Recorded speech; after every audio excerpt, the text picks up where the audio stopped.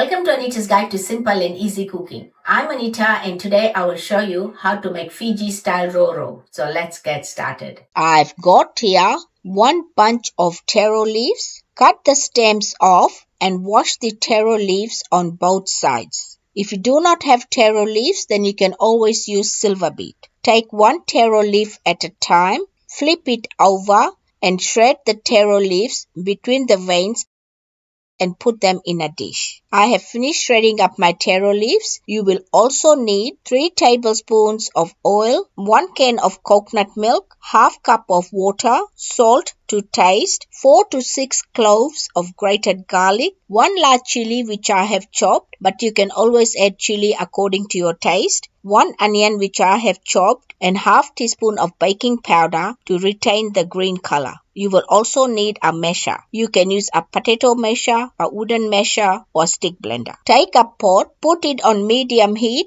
add 3 tablespoons of oil and heat it. Add onions, give it a mix and cook it for 2 to 3 minutes or until the onions are translucent. Add garlic and chilies. Give it a mix and cook it for 30 seconds. Add taro leaves, 1 teaspoon of salt, baking powder and water and give it a mix. Baking powder will retain the beautiful green color and stop the leaves from changing to a dark color after cooking. Put a lid on and cook it for 10 minutes, stirring it twice during cooking. After 10 minutes, turn the heat off and mash the taro leaves using a masher or a stick blender. Put the pot back on medium heat. Add about 3/4 can to 1 can of coconut milk depending on how thick or thin you want your Roro to be. Give it a mix and cook it for 5 minutes. After 5 minutes, give it a mix and taste your salt. It doesn't need any more salt, but you can add it according to your taste. Turn the heat off and it is ready to serve. My Fiji style Roro is ready and you can serve it with rice, toast, roti, cassava or taro.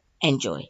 If you like this video, please give it a big thumbs up. For more of my simple and easy recipes, please subscribe to my channel and don't forget to press the bell icon to receive notifications of my latest videos.